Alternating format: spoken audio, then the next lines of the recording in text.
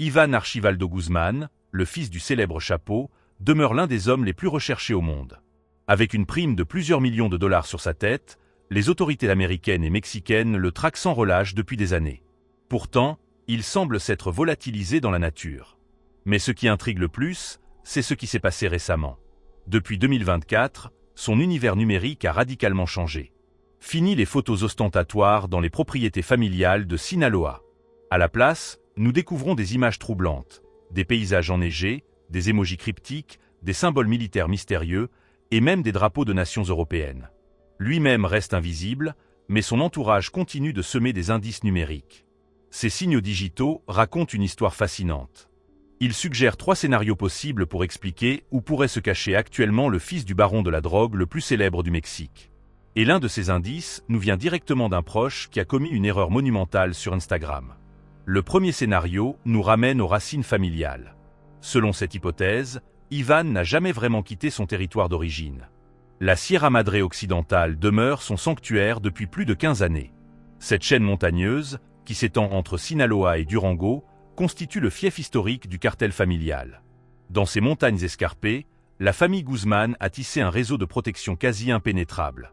Les habitants locaux, souvent dépendants économiquement de l'organisation, forment une muraille humaine autour de leurs protecteurs. Les villages de Badiraguato et les hameaux isolés de la Tuna fonctionnent selon leurs propres règles, où l'autorité fédérale existe sur le papier mais reste impuissante dans les faits. Le système de sécurité mis en place défie l'imagination. Des observateurs postés tous les 10 à 15 km surveillent les accès avec des équipements de communication satellitaire. Des drones modifiés patrouillent les zones sensibles. Si un intrus s'aventure dans le périmètre, l'alerte se propage en moins de 2 minutes à travers tout le réseau. Mais le plus impressionnant reste l'infrastructure souterraine. Des décennies de trafic ont permis de creuser un labyrinthe de tunnels sous les chemins de terre battue. Ces passages secrets permettent de circuler entre les États sans jamais emprunter les routes officielles.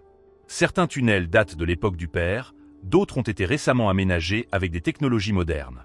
Cette théorie expliquerait pourquoi Ismaël Zambada, surnommé El Mayo, a lui aussi échappé aux autorités pendant des décennies dans cette même région. Les lois de la montagne prévalent sur celles de l'État. Cependant, un détail récent vient compliquer cette version. Jaime Andrés Fernandez, alias Jimmy, fait partie du cercle rapproché des Iván. Ce personnage adore étaler sa richesse sur les réseaux sociaux.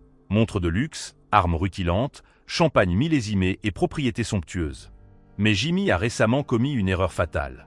Dans une story Instagram, il s'est photographié dans un ranch avec ce commentaire révélateur. Dans la propriété de mon compadre Iván Archibaldo. Cette publication a instantanément révélé l'emplacement d'un des refuges secrets, situé à Ayuné dans l'état de Sinaloa. Un moment d'ego qui pourrait coûter cher à son ami. Le deuxième scénario nous transporte vers des latitudes bien plus froides. Les récentes publications associées à l'entourage des Iván montrent des paysages totalement différents. Montagnes enneigées, chalets en bois, étendues glacées. Ces environnements ne correspondent à aucune région du Mexique, même en altitude. En revanche, ils évoquent étrangement certaines zones du nord des États-Unis, comme l'Idaho ou le Montana, voire des provinces canadiennes comme l'Alberta. Ces territoires offrent des avantages considérables pour quelqu'un qui souhaite disparaître. Vastes propriétés isolées, surveillance gouvernementale limitée et possibilité de se fondre dans la population locale. Comment un fugitif mexicain pourrait-il s'installer dans ces régions? La réponse réside probablement dans ses connexions internationales. Les réseaux criminels d'Europe de l'Est, particulièrement russes et ukrainiens, entretiennent des relations commerciales lucratives avec le cartel de Sinaloa. Le trafic de fentanyl et d'armes a créé des dettes mutuelles. Ces obligations pourraient se traduire par des services spéciaux. Fabrication de faux papiers, création d'identités de couverture, ou même acquisition de passeports authentiques sous de fausses identités.